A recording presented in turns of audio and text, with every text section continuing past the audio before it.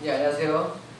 이제 벌써 가을도 깊어져서 열흘 정도면 추석인데 아직까지 낮에는 많이 덥습니다. 오늘도 다시 베들로 올라가자 하는 제목의 말씀 창세기 35장 1절 중심으로 이렇게 하나님의 말씀을 전하도록 하겠습니다. 성경 창세기는 야곱의 이야기가 약 반을 차지한다 할 정도예요.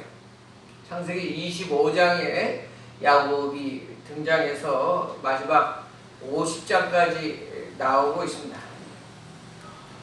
절반에 가까운 야곱의 이야기. 아니, 창세기가 사실은 1장에서 11장까지는 기원에 대한 말씀이죠. 천지, 창조, 세상의 기원, 사람의 기원, 그리고 가정의 기원, 죄의 기원, 이런 기원의 말씀이 11장까지 이어지고 12장서부터 시작되는 것도 기원인데 이것은 하나님의 사람, 택한 하나님의 백성의 기원이다, 이렇게 말씀드릴 수 있어요. 그 창세기 12장에 아브라함을 부르시는 장면은 하나님의 택하신 백성들의 기원, 이렇게 말씀드릴 수 있어요. 그래서 창세기에서는 창세기 12장부터 나타나는 아브라함과 창세기 25장부터 나오는 야곱, 이 두 사람 이야기라 해도 과언이 아닙니다. 아브라함과 야곱 사이에 이삭은 아브라함에 따라 나오는 거쳐가는 사람이고, 야곱 뒤에 나오는 요셉도 야곱 이야기를 나누다가 이제 함께 나온 요셉에 불과한 거예요. 창세기는 이렇게 중요한 두 사람이 아브라함과 야곱인데, 아브라함을 통해서 택한 하나님의 백성들의 시작, 기원이라고 할 수 있고, 야곱을 통해서는 이제 이스라엘 민족의 시작, 이스라엘 민족이 언제부터 시작되었는가? 야곱으로 시작되었어요. 이스라엘 민족이 어떻게 태어나고 어떻게 이끌어 나오셨는가? 라고 하는 것이 야곱에서부터 구약에 이르는 전체 성경의 주제인 거예요. 또 야곱의 행적을 다 말씀드릴 수는 없고, 오늘 본문을 통해서 또 시간 되는 대로 야곱을 중심으로 오늘 하나님 말씀을 전하도록 하겠습니다. 자, 야곱.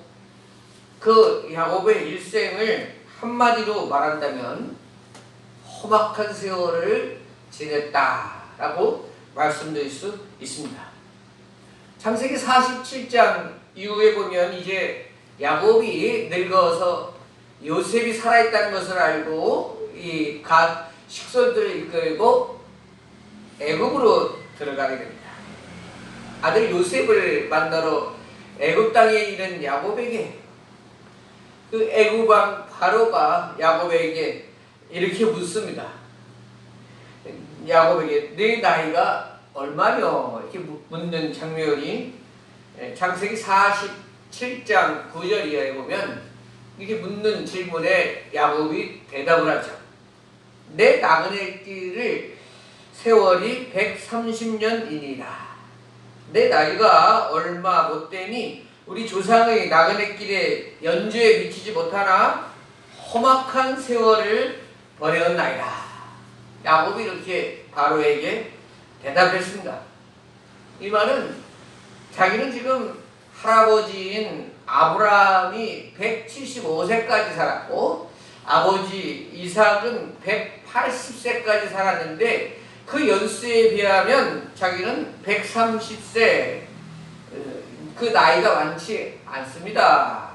그러나 그 130년의 세월은 참 험악한 세월이었습니다. 이렇게 고백하고 있는 거예요. 그렇죠. 오늘 성경을 통해서 봐도 야곱은 파란만장한 삶을 산 것이 맞습니다. 우리가 잘 알다시피 야곱은 형 에서의 그 분노의 칼을 피해 외삼촌 집 하란으로 도망가서 그 밑에서 나반 밑에서 20년 세월을 종노릇 하듯이 살았습니다. 또 돌아오는 과정 속에서도 그렇고 또 모든 과정 속에서 참 험악한 세월을 보낸 것이 맞습니다. 그런데 여러분 한번 이렇게 생각을 해봅시다. 물론 야곱의 여정 속에서 하나님의 뜻하심이 계셨고 그래서 그 하란으로 갔기 때문에 또 부인 둘 또 종들을 통해서 12자녀 아들이 태어나고 이것이 이스라엘 12지파가 되는 계기가 되었지만 야곱이 다른 길로 걸어왔다면 어땠을까 하는 예상을 해보는 거예요. 이거 무슨 말이냐면 야곱이 자기 인생길에서 너무나 인간적인 방법과 생각대로 살다가 또 나름 이렇게 험한 길을 걷게 된 면도 있다는 말씀입니다. 여러분 우리가 하나님의 형상을 닮아 지음을 받았다 할 때에 하나님의 형상을 여러 가지로 말씀드릴 수 있지만 그 중에서는 우리가 선택할 수 있는 자유가 있다 하는 의미가 하나님의 형상을 닮았다는 뜻이에요. 우리가 하나님을 닮아서 선과 악을 구별할 수 있고 그 선과 악 중에서 선택할 수 있는 그 존재라는 그 사실이라는 거예요. 그러니까 한 가지 예로 우리가 잘 알고 있는 요나 선지자는 하나님의 명령에 의하여 니느웨로 가라 하는 말씀을 불순종해서 스스로 다시스 정반대 방향으로 도망쳤단 말이에요. 그를 통해서 풍랑도 만나고 바다에도 제물로 던져지고 큰 물고기 뱃속에도 들어가고 이런 길을 겪게 된다는 거예요. 그런데 혹시 요나가 하나님의 명령에 곧바로 순종해서 다시스가 아닌 니느웨로 가서 그 예언을 선포했다면 성경에 요나서가 들어오지 않았을 거예요. 요나는 무조건 불순종이어서 다시스로 갈 수밖에 없는 존재이다. 또는 야곱은 12아들을 낳기 위해서 어쩔 수 없이 죄를 짓고 속이고 불순종하는 길로 갈 수밖에 없었다. 이렇게 단정 지을 수 없다는 겁니다.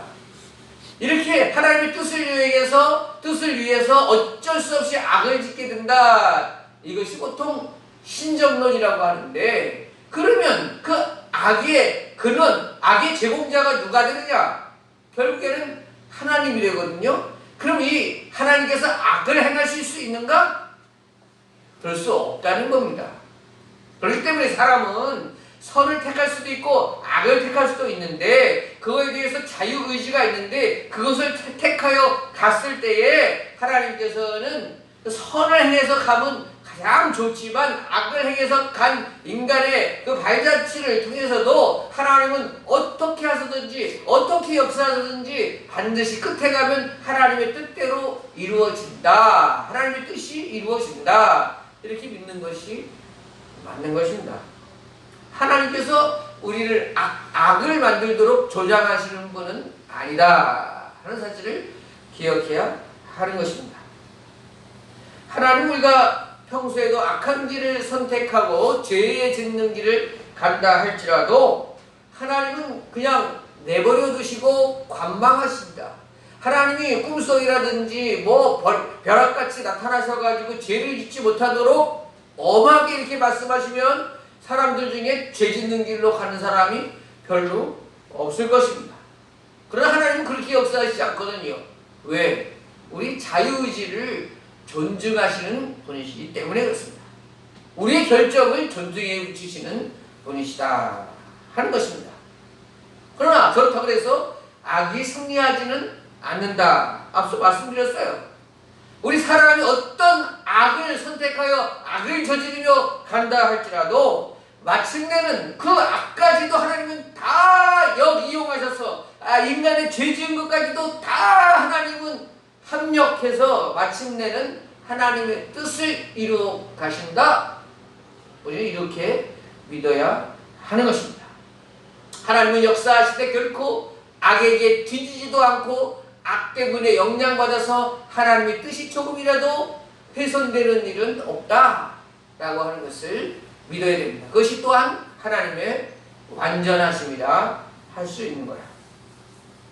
자, 이 말씀과 오늘 본문을 대비시켜서 야곱과 대비시켜보면 야곱이 쌍둥이를 태어났잖아요. 비록 장자로 태어나지 못하지만 하나님께서는 성경에 분명 태 안에서 큰 자와 작은 자가 서로 싸우고 있는데 분명히 큰 자가 어린 자를 섬기게 될 것이다. 이 말씀을 주고 있단 말이에요.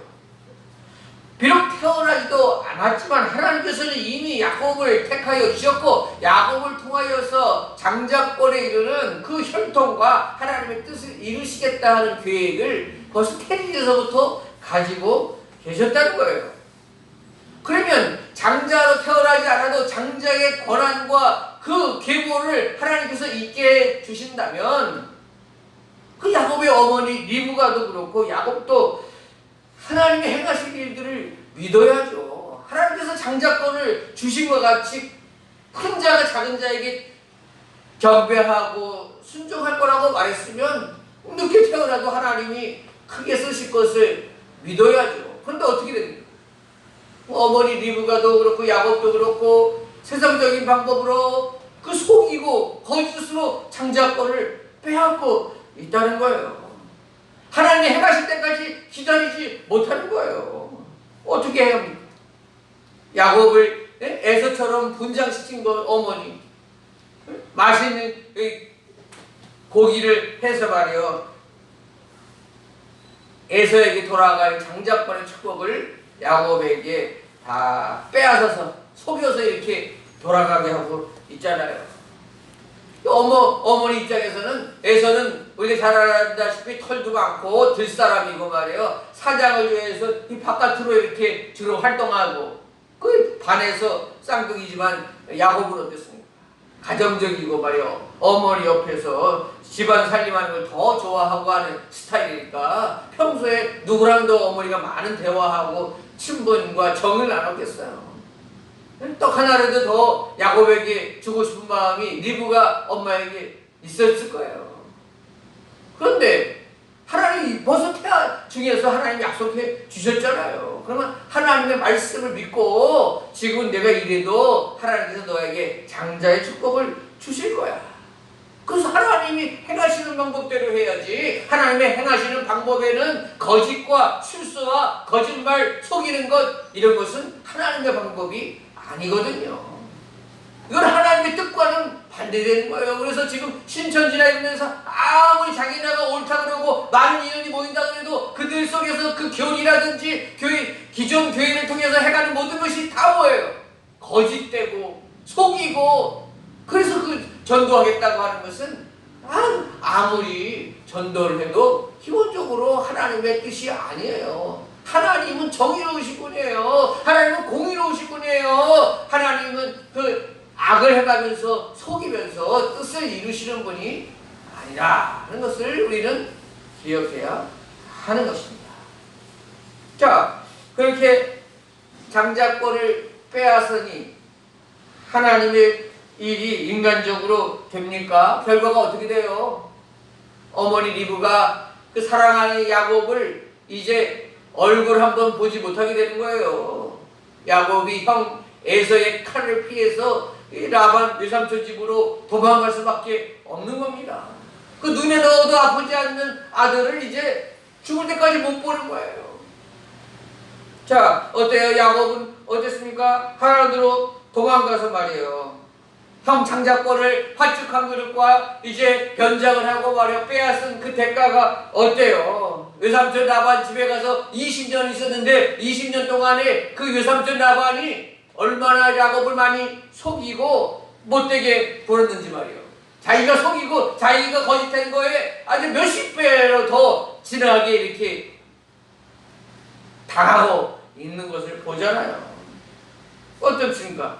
야곱이 라반의 딸 라헬과 결혼하기를 원했는데 왜 밤새 라헬이 아니라 그 레아가 들어왔잖아요.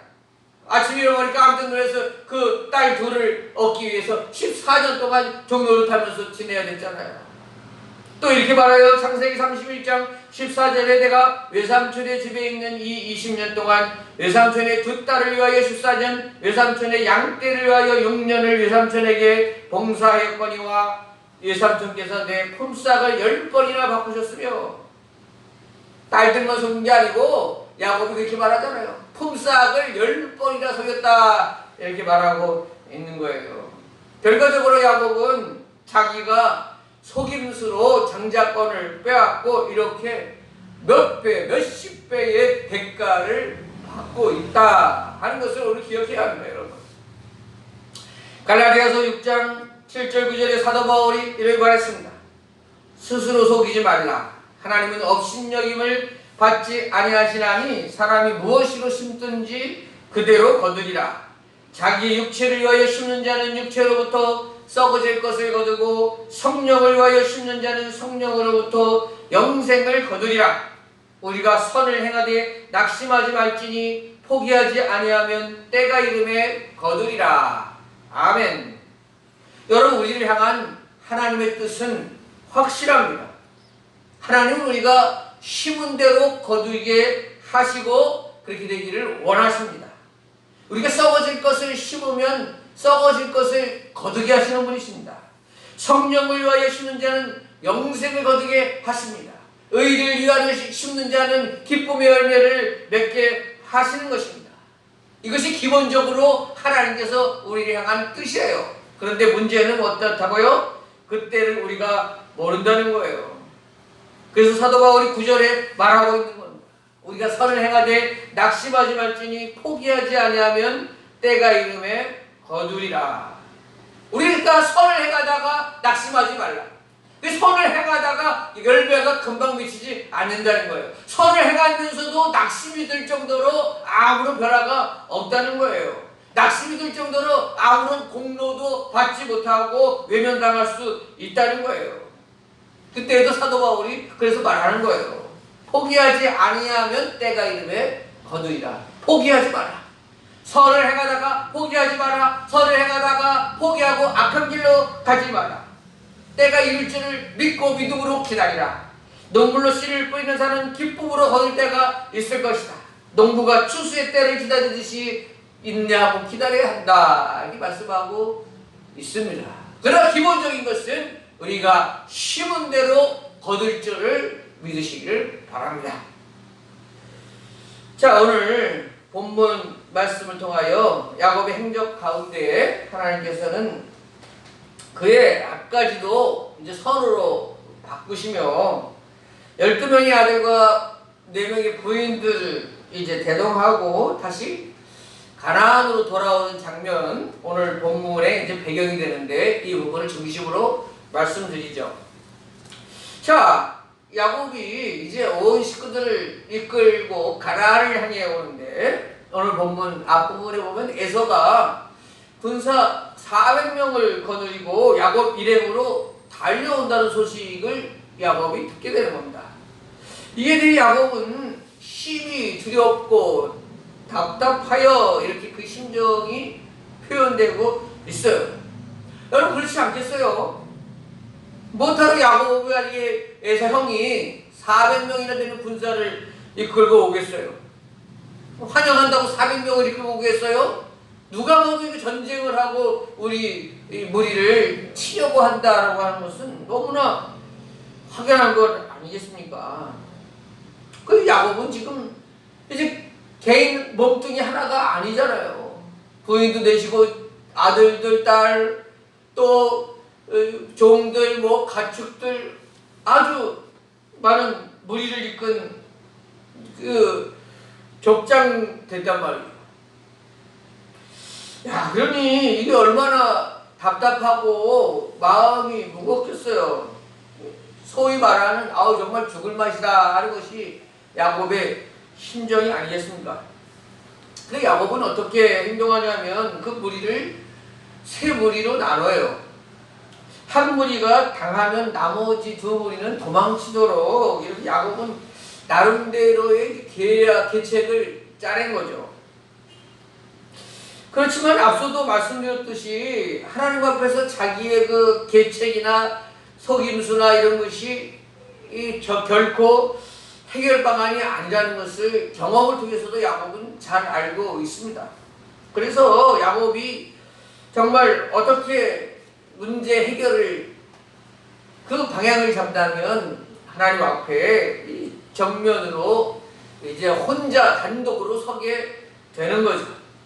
이것이 우리가 잘 아는 약복 나루터에서 밤새 씨름하는 야곱의 모습 아니겠습니까? 자, 이 약복 나루에서 밤새 하나님의 사자 천사와 씨름하는 장면이지만 이건 우리로 치면 우리가 큰 어려움을 당면했을 때 하나님 앞에 금식하며 철야로 또 이렇게 전적으로 하나님 앞에 나와 문제를 아뢰고 기도하는 장면으로 연상할 수 있겠죠. 우리도 이렇게 하지 않겠습니까? 우리가 이게 죽게 되었는데 기도에 간다든지 금식한다든지 하나님 앞에 정면으로 이렇게 서서 울부짖지 않겠느냐 하는 것이죠. 그래야죠. 우리도 절박한 상황에서는 하나님 앞에 단독자로 서야죠. 하나님 앞에 서서 결단을 봐야죠. 하나님 앞에 전적으로 맡겨야죠. 의지해야죠. 부르짖어야죠. 자, 이 사건을 통해서 하나님은 만나주시죠. 야곱을 만나주시고 밤새 천사와 씨름하듯이 하나님은 야곱을 만나주고 그곳에서 야곱이 이스라엘 이름이 바뀌는 거예요. 그곳에서 개인 족장 야곱에서 이스라엘 민족의 시조로 바뀌는 장면이 야복강 나루에서 그러는 거예요. 그곳에서 환도뼈를 하나님께서 치어서 이제 허벅지를 그 자리에서부터는 일생을 장애인으로 살아가는 거예요. 허벅지를 쳐가지고 절름발이로 살아가지만 평생을 야곱은 이 야복강에서의 그 하룻밤을 잊지 못하는 것입니다. 그것에서 새로 태어나는 것과 마찬가지예요. 야곱에서 이스라엘로 바뀌는 거예요. 정말 이제 은혜를 경험하지 못한 자에서 하나님의 은혜를 진실로 경험한 자로 거듭나는 거예요. 이스라엘 민족 하나님의 백성으로 거듭나는 장면이에요. 이제 새로운 모습으로 태어났다 해도 과언이 아닌 겁니다. 이렇게 변화된 모습 속에 형 에서를 만나게 하시고 어떻게 됐어요? 형 에서가 침략하고 공격했습니까? 그렇지 않잖아요. 형과 화해가 이루어지고 에서를 본즉 하나님을 믿는 것 같다고 정말 고백하고 하나님의 은혜가 넘치는 시간으로 하나님께서 만들어 주셨잖아요. 지나가 봤더니 에서 군대 400명은 하나님이 야곱을 죽이려는 시간이 아니고 하나님께서 야곱과 대면해서 하나님과 씨름하는 그 장면으로 에서의 400군인대가 오고 있었다는 거죠. 자, 그런데 에서가 이제 화해하고 야곱에게 이렇게 말하죠. 우리가 같이 빨리 이제 세일로 가자고 했을 때 야곱이 형님 저는 천천히 따라가겠습니다. 우리 셋째도 지나치게 멀면 다 죽고 우리 자식들도 연약하니 어떻게 그 보조를 맞출 수 있겠습니까? 먼저 가십시오. 우리 천천히 세일로 따라가겠습니다. 이렇게 말했습니다. 그래서 형의 에서의 무리가 먼저 떠나간 거 아닙니까? 그러면 어떻습니까, 여러분? 야곱이 그 말 따라 천천히라도 세일 땅을 향해 나아갔어야죠.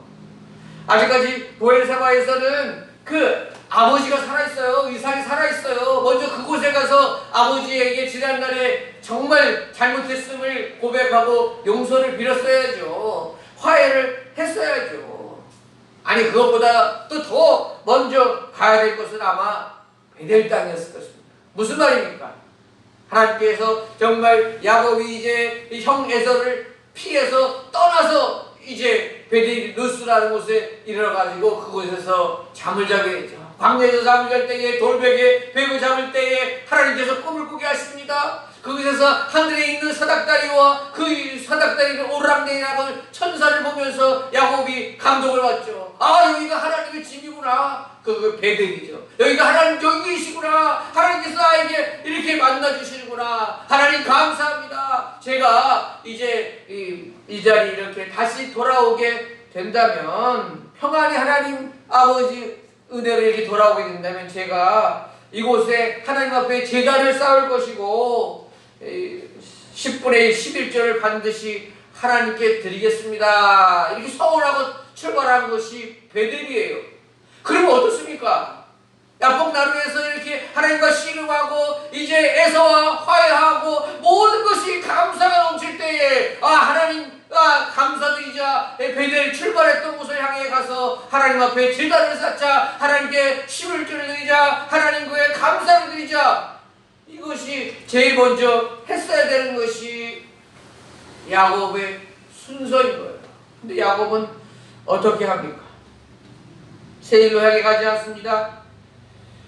세겜 땅에 눌러 앉아요. 오늘 본문에 보면은 여유가 생기니까 세겜 땅에 정착하고 그곳에 천막을 치고 그러다가 어떤 일이 발생하는 거예요. 야곱의 딸 디나가 그 땅에 딸들을 보러 나갔다가 하볼의 아들들에게 끌려가 강간을 당하는 사건이 일어납니다.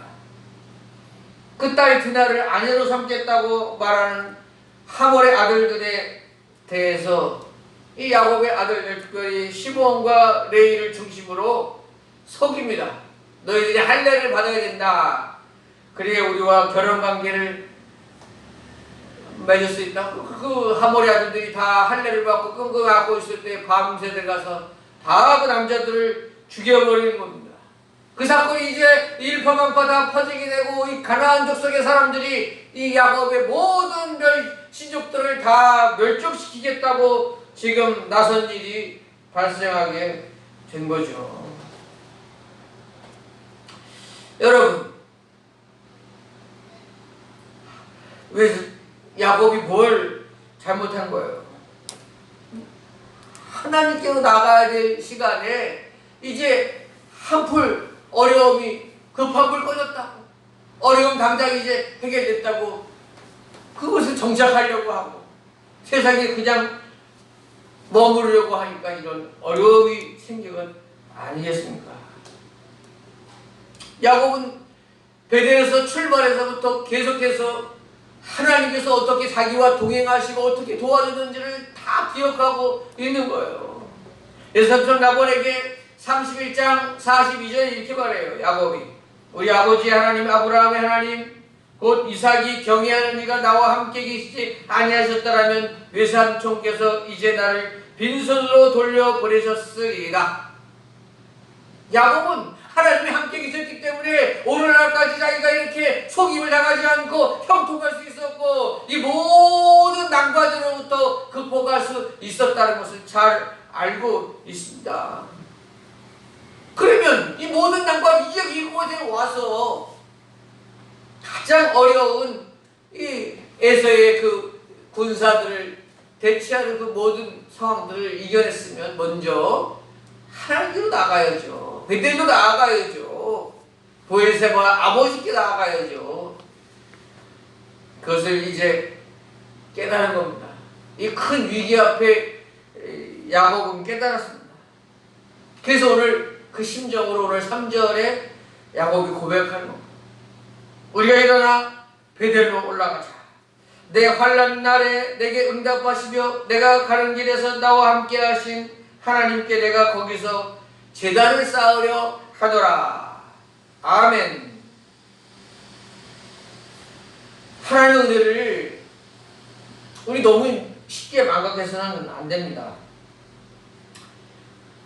그러다가 어떤 사람은 영영 돌아오지 못하고 세상 속에 살며 세상 속에 멸망해가는 그런 헛똑똑이들도 있습니다. 야곱이 문제가 해결되면 급한 불 꺼졌다고 그저 그 땅에 머물러 살다가 그 딸이 강간당하는 그 수치를 당한 것처럼 우리는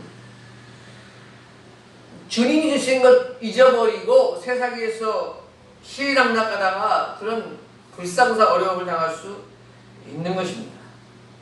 오늘 우리는 야곱의 모습을 통해 우리가 어떻게 살아가야 할 것인지 하나님의 말씀을 듣습니다. 하나님을 잊어버리며 살아가는 인생이 되어서는 안 된다. 하나님과 한 약속을 까먹듯이 잊고 지내서는 안 된다. 하나님 주시는 것은 상황이 바뀌었다고 오랜 세월 흘렀다고 이런저런 핑계대면서 세상에 주저앉아 있어서는 안 된다 하는 것을 깨닫게 되는 것입니다. 우리는 다시 베들로 올라가야 됩니다. 이 세상의 방법과 뜻대로 살던 이방 신상들을 벗어버리자. 이방 의복을 바꾸어 입자. 우리 자신을 정결하게 하고 우리 베델로 올라가자. 오늘 이렇게 야곱은 말씀하고 있는 것입니다. 우리도 마찬가지입니다. 우리가 주님께로 돌아가야 할 분들 기억하십시오. 이대로 여기서 흐리멍텅하게 살아갈 수는 없습니다. 우리 지금 다시금 베델로 올라가야 됩니다. 다른 사람들 어찌하든지 상관없습니다.